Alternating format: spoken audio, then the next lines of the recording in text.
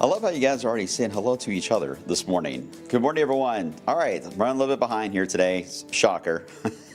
55 minutes after the hour. We've had some technical work being done here today. So just now catching up to the game. That's all right. We'll squeeze it in. I know I got a lot to cover today, but in a limited amount of time, so I apologize in advance. But we're going to get covered. I promised you I would, so we're going to do it. Hope you guys are doing well. Wave meteorologist Brian Goode. Welcome to the blog. On this 23rd, is that right? 23rd day of July. It's moving along so fast. It's hard to keep up. Although when you get into the really hot days, then it becomes a little bit more of a stagnant setup. Like it feels like it never moves. The clock never does. All right. Good morning, YouTubers. You were always on first because, of course, it puts up. You guys get a little bit of a heads up than everybody because of the way YouTube works. So good morning to you all, including Landon, who was on early. Carrie, good morning to you. And ZK is on here this morning. Ryan, hello to Tim and Nikki on here as well. Now our face bookers are on here. Anthony and Angela. Good morning, Angela. Hello to Marty and Sean, Renee, and Kelly, Laura as well this morning, and Kelly there in North Vernon. So you guys, appreciate you all joining. So here's what we're going to do. I'm going to cover the heat, obviously. We're going to cover the storm chances. There have been some changes on how this storyline is going to evolve. Nothing too significant, just some fine-tuning, which will likely keep happening, to be honest, the next few days, but just kind of an update on where we are today with the plan for rain chances down the road, and then I'll give you an outlook for the long term at the very end here, so just kind of hang tight with me. All right, today one thing that we do need to mention is the air quality. You can see that hazy look to the city. Two different things happening today. The pollutants, the ozone itself is building up today with the stagnant air, high pressure that's been building in overhead. And two, still some hints anyway of the wildfire smoke from Canada that is still lingering near the tree line today and just above that actually. So there's enough that it is creating that hazy look, and at times it can add to some breathing issues for those who have any type of breathing ailment. So kind of keep that in mind, just use some caution as you would on a typical hot day and humid days, same thing. But that's the thing, it's hot and humid, so really that's really going to keep a lot of us inside, right, as we head through the next few days here. But air quality right now, 77. That's the highest within the region. It will always display the highest number. Once you cross 100, you get into that cold orange level, which is expected as we head into this afternoon, especially late afternoon usually is when that happens. You may be asking, when we hit the darker orange, unhealthy, and even red? The last time I can recall that, well, it does spike on 4th of July that night, as it does every year. But the last time I can recall it getting to that level was the Canadian wildfire smoke. Was that last year? Why do I feel like it's 2 years ago? But I think it was last summer, right, that we had that. Maybe been two years ago, but I digress. All the years are blurring together, but you guys know what I'm talking about because it was the headline for much of the summer. Okay, let me move on. Let's get into the current numbers. 79 in Louisville now, 77 in Cordham. And North Vernon, where Kelly is at, is up there. It's 75. 81, by the way, down into E-Town. Other than the haze today, it's quiet. There's not much to really talk about. So let me get into a wider view where we are going to be tracking the moisture levels more than anything. That's the key on the next couple of days, not only on the heat index, but also when it comes to any storm chance. As we mentioned yesterday, that this will be a north-south band, and this is where it's positioned right now. So it's doing its job. It's going to be the focal point for the intense heat. Heat index around 110 in this area to the west, and a few downpours and thunderstorms possible. Now we are still expecting the tilt to happen with this band of moisture that's north-south today. Now the tilt tomorrow, I will say it's a little odd here because it tilts, and what I'm noticing in the short term is after it does so, then it begins to lift. I already have an arrow on this, and I'm not sure why I'm drawing an arrow. I didn't even notice that. I can't even see these screens. Getting old is horrible. Okay, so north-south, there's a tilt tomorrow, but early in the day is when it should be close to the Ohio River. Then it drifts north and begins to thin out just a bit. While the majority of the moisture, which you can barely see above the banner right there where it says moisture right above it, can't draw up there, but that is where the main moisture band will be tomorrow afternoon around Chicago and to the southern part of Lake Michigan. So majority of your thunderstorm chance is going to accompany that band way to our north. But tomorrow, with that tilt that's happening, there is a chance to get a downpour, perhaps even near this time tomorrow or even lunch. There could be one or two that could pop, and then that rain chance zone will actually begin to lift north. So we've taken the rain chance down just a smidge to account for that, but it's still in the forecast. No doubt if you are north of 64, and you're going to hear me say this a lot, if you're north of 64, your odds of getting thunderstorms in general is going to be really for your area over the next 5-6 days. It doesn't really spread to area wide, and certainly for those of you near and south of the parkways until sometime next week, if not even later than that. So there's going to be a lot of dry time for those of you in central and southern Kentucky compared to those further north into wave country. And the more north you are, the more you will be in that storm chance zone. So Jackson, Jennings, all the way into Lawrence County, yeah, you'll be in that zone. Even Madison and Carroll, I'll throw you guys in that category as well. And you'll see that on the maps as I'm about to show you in a second. But tomorrow will be the first little hint at that potential. Will be mainly north. But again, briefly near the river tomorrow at lunch, and then it begins to head northbound. But that is going to lead to the pretty high heat index tomorrow in the area as well. So then the question will be for the weekend is that moisture that comes in with the front, how far south will that get? Oh, well, that's a good question. And that's where some change starts to show up. Let's start with the heat alerts that are out, and there are a lot of them from the UP of Michigan area, close to it anyway, all the way through the Gulf Coast, extreme heat warnings that are out along the Mississippi Valley. Boy, you can really tell the Mississippi Valley, right? That humid air just flows right into the lower valleys themselves and just kind of funnels right into the Midwest and the Ohio River Valley itself. So kind of a true sign of how the river basins work. And because the Mississippi is north-south, it tends to be just a perfect little pathway for anything from the Gulf to go straight up to areas that normally wouldn't get a lot of moisture, like the Midwest, into Michigan. I mean, if we didn't have the Mississippi River, you wouldn't really get that much. You'd be in a drought majority of the time. So the Mississippi is key. But the Ohio River does the same exact thing. It will funnel the moisture right into the Ohio River Valley all the way into Cincinnati. So the basins is where a lot of that intense heat and the heat index gets to high levels here is going to be mainly felt. All right, now the heat advisory is out today for only a part of the area, and because they've issued one already for tomorrow, the two are a bit overlapped. So let me see if I can, I may be able to display it differently for you. Hold on one second. Yeah, I think I can. So this is the one that's out today that only includes Du Bois County, Perry County, Breckenridge, and Grayson. Louisville's not in the one today. But once we get into tomorrow, then it expands, same spots, and I just mentioned, but then it includes the Louisville area and up 71 in Indiana in general there. So several counties are added for tomorrow. And we're going to be talking about heat advisories probably on a near daily basis, the way this is looking for a while. So get used to these alerts, and that's why we're not likely going to do alert days unless we see ourselves getting into the extreme heat warning setup. Then maybe we'll get to that. Otherwise, we'd have alert days every single day, and we don't want to bog you down with that. We just want you guys to use common sense here, right? Take it easy outside, keep an eye on the pets, don't take them out for their walks. You'll burn their paws. Poor little things, don't do that. Wait until the early day or evening to do the walks. And if they have to be outside, make sure they got shade, fresh, cold water, put ice cubes in it if you have to, but bring them in the AC if you're able to do so. And also, always check the back seat. As we always say, this is where a lot of death and injuries happen, unfortunately, is when we get into hot car scenarios. And so always check the back seat, as we say, and don't leave your pets in there as well, including the babies, of course, too. So anyway, just want to pass on those guidelines for safety with the seat. Okay, so what about the rain chance? Well, let's focus on the fuel. You see that gold color that is lit up there to our south and west. Again, that north-south boundary really today is where any storm chance will be way to our west. So I'm not worried about that today. So let's advance on into tomorrow. And now you start to see that tilt, and it's right here in the morning where we have that moisture belt that's kind of saying hello to us around lunch, and then you'll see just a slight drift up to the north with it. But again, it does begin to thin out a bit. So and also at 7:30 in the evening, so we're losing the heating of the day in general.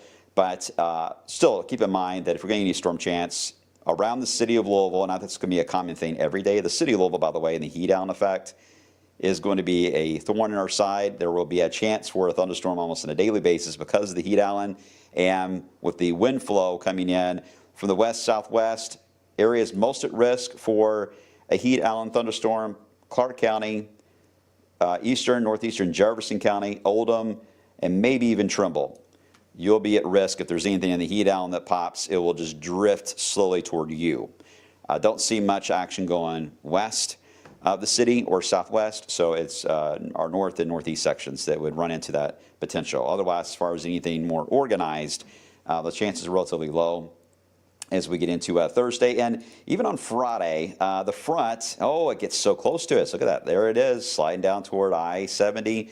Some showers and some thunderstorms, but unfortunately, this is where it decides it wants to put the brakes and slow down, of course. So this is the reason why that the areas north of 64 will be mainly in the storm zone, because it does stop. And therefore, the rain chance will be limited to our northern sections here. And it could be just on the edge here. So, I mean, it's going to be close for you guys in the triple counties that we watch the far north there from Lawrence into Jennings. Just be aware, going to be right there at it there on Friday. But in Louisville, other than the heat island chance, Louisville into central Kentucky, I just don't see a ton of a system or a setup here for a trigger for showers and some thunderstorms. So unfortunately, this means the heat is going to just build and get stuck, basically. Tomorrow, 95, Friday, 95, Saturday, 95. Heat index close to 100 today, 103 tomorrow, 105, 105. And Sunday's a little different. That could be a day that may help us. Let me explain. Because the front does try to get a little bit closer to us on Sunday. So here's Friday's outlook again. Here is Saturday. Saturday, I don't see much action other than the heat island effect. Most of the thunderstorms will be north. But as we head into Sunday, the front has a small little tilt to it that goes from roughly Indianapolis to Cincinnati to Charleston, West Virginia. And when that tilt happens, areas up 71 will be added into the storm zone chance, not including Southern Indiana, 71, maybe Louisville. If we were to get that, yes, that would be a heat busting type of rain that we would see in the afternoon on Sunday. It would knock the temps down. But we're going to bet right now that we will likely miss that until we get a little more high-res data on that potential for Sunday's rain chance. So we're going to hold on to the mid-90s even on Sunday with the heat index again near 105. All right, so what happens after that as we get into next week? Well, if anything, the heat shield will build because, again, the front can't move through. So it's gone. Bye, front. So the heat expands. And at this point, if we haven't had any rain And I know this is going to sound a little odd, but at this point, without any rainfall this time of the year and your daily temperatures are running in the mid-90s, the ground actually starts to get dry and we lose some of the green that we've got right now.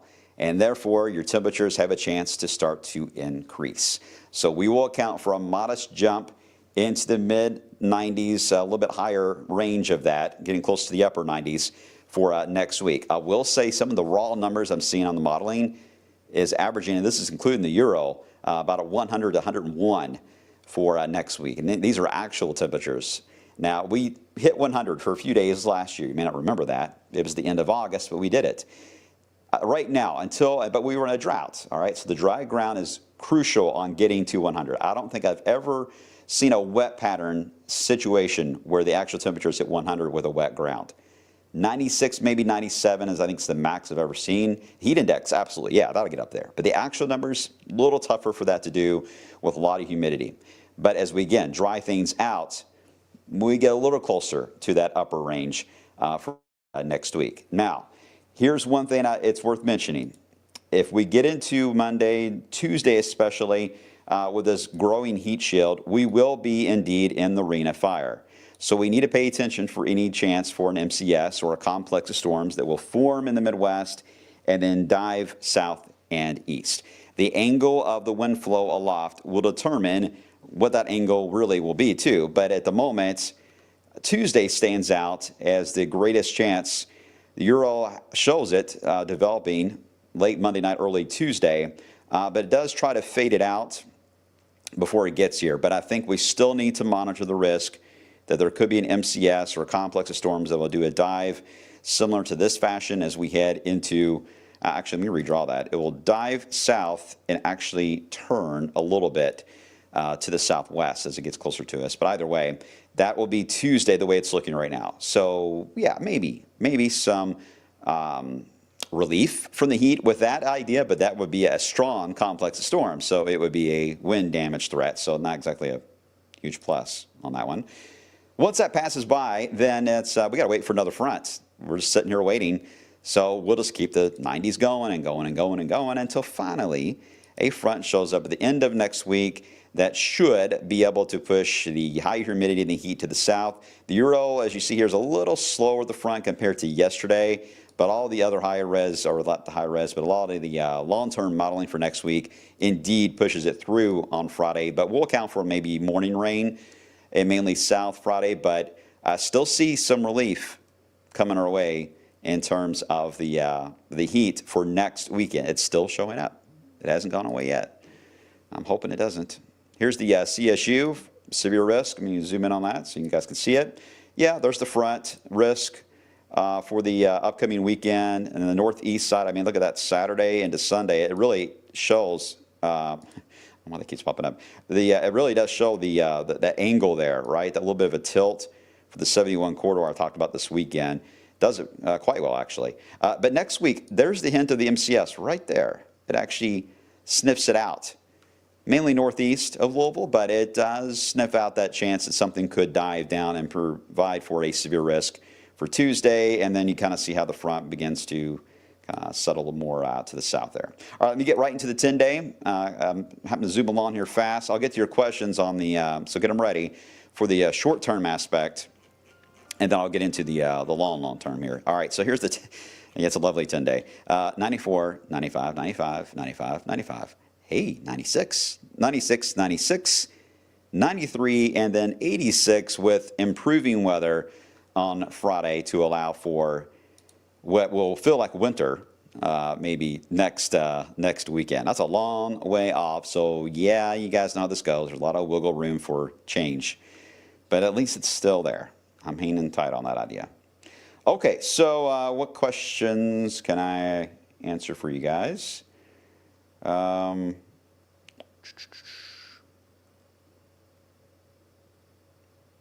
Oh, good grief, Ben. What'd you say?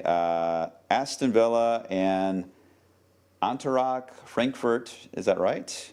I hope I said that right. Lynn Family Stadium Saturday. Look, you know how I'm going to pronounce it. I'll do it with a country twang. Usually that gets you back. If you say anything in country, usually people are okay with it if you mispronounce it. Saturday. Yeah, Saturday does look okay, Ben. We'll be watching it for you, but right now I think overall it's looking to be the drier of the 2 days. Let me know if I said that right. All right, good morning, Crispy. How are you doing? Hope all is well for you. Let's see, Landon's watching in Jasper, the air quality, 62 there. We'll be watching that climb. Again, it'll be later on for this afternoon and into the evening. Timing for storms, Angie wants to know for Sunday. Angie, I can't remember where you're located at. Let me know where you're at.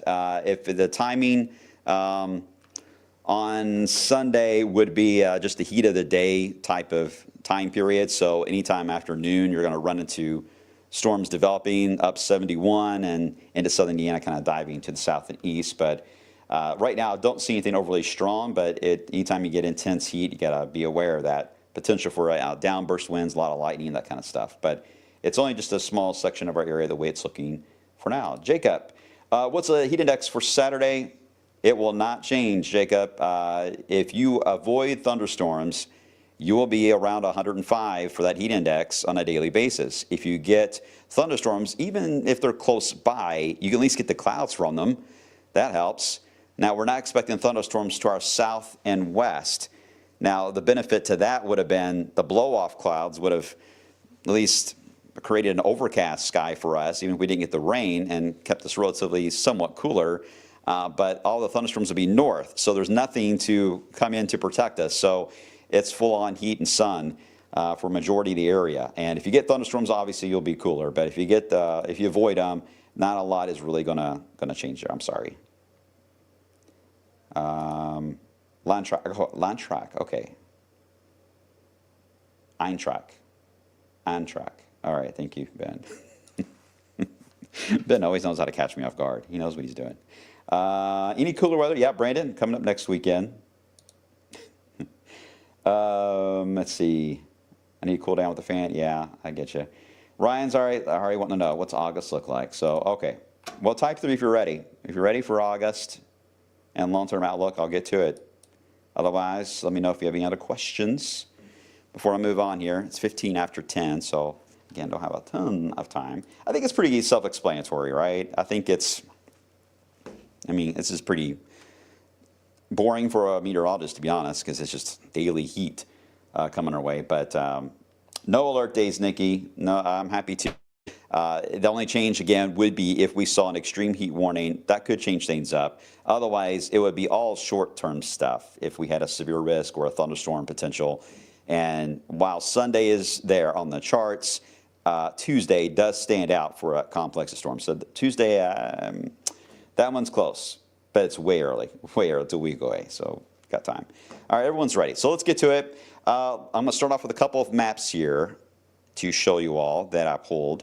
And I apologize now because they look kind of wonky, but again, they're from the actual climate sites and data sites that I get, so they kind of look a little weird. All right, the first one.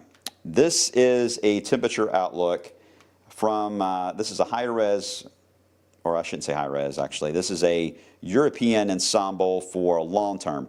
And you guys kind of get the idea of how August is looking here, right? And we're going to start off with that cool wave next weekend. So we'll likely heat up after that and get a few thunderstorms. But I decided to go way out. Let's go into the second half. Let's go into state fair time of August. Well, how's that looking? Well, you see the orange shade. It's indicating at least warmer than average setup for the Midwest and the Ohio Valley. All right, makes sense. State fair time, it's going to be hot, not a shocker. Notice the lack, though, of above average here. Mainly for, I'm not shocked by it here in Texas because I think they'll be pretty close to normal, and there's nothing excessive really for them. But it does stand out for the Mississippi Delta area into the Arklatex part of the country. That stands out to me, and that may be due to some tropical activity or at least a lot of showers and thunderstorms. So that's what that signal is trying to at least say that I'm gathering. Otherwise, the cool weather that arrives next weekend, the point in all that is it doesn't look like it will last. It will likely heat back up in a big way. Again, not a big shocker. When you look at the moisture potential, same idea. The second half of August, really the last 10 days or so of August. Yeah, you do see a little bit of a jump, right, on the rainfall potential in Louisiana. So again, it could be tropics related, but we don't have, I mean, it's near normal. When I looked at the actual numbers, it's given us a little over 5 inches of rain for August. And typically in Louisville, we see about a little over 3.5. So it would indicate we could actually get above normal on rainfall. I just think it's not going to be as spread out as we've seen really for this season with daily rain chances. I think we're going to see a lot more of these dramatic little surges here for the month of August. I think we're going to have to start off cool. We're going to heat up. A round of storms, very humid, may actually drop briefly. I do see a signal for that, but boy, these little dips that happen, they are not locking in. 36 hours, maybe something like that, of staying power. It's not very long, and then we just reverse right back. So at least it helps on maybe spreading out some of these intense rainfall periods and humid periods to where we don't just get so waterlogged, but also doesn't keep us too dry for too long that we get into a drought. Because believe it or not, as wet as it's been, we can still get into a drought. And a big one too. You can still have that take place if you stay dry with mid to upper 90s on a daily basis. All of this that's happened for the past several weeks is a distant memory. It's all gone. So it's amazing. This time of year is such a crucial time for farmers because a lot of flipping can happen. And right now I'm thinking August will feature still some back and forth, but I think overall I'm not seeing any huge problems with the weather signal for August. Let's hope that's the case.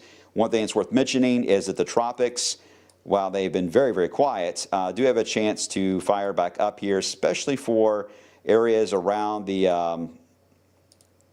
Bermuda area and the Western Atlantic and into the Gulf. Those are two areas, and that's fairly close to home for development. As far as getting anything out in the Atlantic, I'm sure you guys that are weather junkies have already seen that. I mean, the Atlantic is running cooler than normal right now where it counts, where storms typically form off the coast of Africa. So the question is, how long will that signal hold?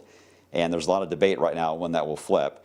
We're still into a very young hurricane season. I mean, the peak is not until the second week of September, so we have a long way to go. But the way August is looking, I think we're going to see a little more homegrown activity. And I mean homegrown as in very close to the U.S. coastline, which at that point means we got to watch the steering flow, right? See where they go.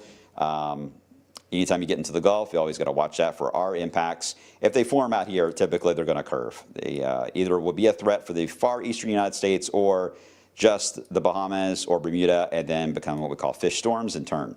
And this signal over here for the Atlantic is a little stronger than the Gulf. So that looks to be what I think August will at least feature. Well, I don't know about September yet, but August, that's the storyline. And I decided to go ahead, and because I love you all, I really do. You think I don't, but I do. To go ahead and show the outlook into parts here of September and October, which features warmer than average, but notice the drop right there into the south, indicating, again, more tropical activity that could form in the area. So I don't know yet if it's going to be as pleasant of a fall as last year, but I got a feeling we're going to be dealing with the tropics late this year, and it could still get busy. So I think that's going to be the big catalyst for September and October, unfortunately. So if you're hoping for a beautiful cabin to hang out in for the fall season, hang tight. Hang tight. Let's get through the next few weeks here, and maybe I'll get a little more data on that. And next week, I tell you what, if we're still done with the heat next week, I will go ahead and give you guys a winter teaser. I'll do that. I'll do a winter teaser. So to recap, for August, cool start. I think a hot finish is likely. Continued active periods. I think we're still going to see rounds of high humidity, clusters of showers and storms, just not as frequently as we've seen so far. And the tropical influence will start to increase, especially if anything forms into the Gulf of Mexico. All right. Oh, thank you, Mark. I appreciate that. Hey, Cameron, no kidding. Once we get past this miserable heat, things are going to get so much better than being in the spring. Now we have months of heat coming. Yeah, you're exactly right. You're exactly right. We all, second ready for October. October is my favorite month. People think it's January because I love snow. It's not true. October is my favorite. First of all, love Halloween.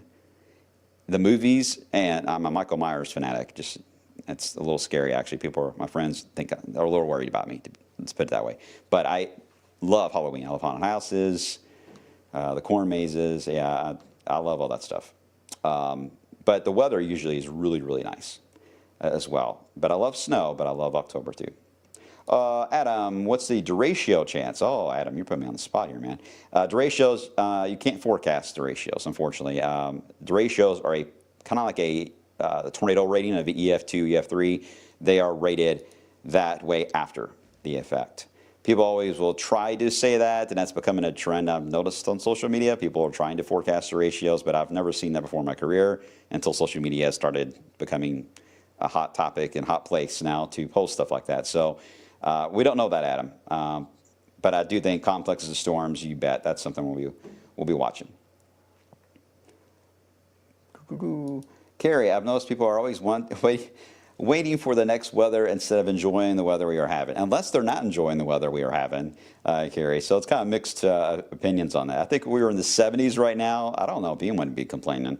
I think everyone would be quiet. But you get into these hot bubbles like this, everyone gets tired really fast. Everyone gets moody and grouchy. I'm not talking about my coworkers. I'm just talking about in general. People get grouchy. So the weather change helps affect our mood, I think. What did you say? I lost your comment. Sorry, John. It's supposed to be hot. It's summer. Yeah, I hear that a lot, John. I hear that a lot. Anytime I talk about heat advisories and stuff, like, oh yeah, of course, it's hot. It's summer. But you guys get the point. Get the point. All right, I'm gonna stop rambling because it's 10:24. I do have to run. This is a little faster than I wanted to go with you all today. I wanted to spend more time with you, but I promise you I'll give you an update. I wanted to, so that's the trend. There's nothing really shocking that I'm seeing right now, but a lot of farmers are on here, and I know they are very concerned about how the trends will be for the harvest coming up as we get further into the end of summer here and get closer to fall. So I'm going to try to do more frequent long-term updates here on the blog. And again, next week, I will try to give you guys a hint to the winter for next week. All right, next week, I will try to do it, Cameron. Just hang tight. All right, thanks for watching. Appreciate y'all as always. Have a good one. Behave yourselves. I will see you guys coming up on the flip side.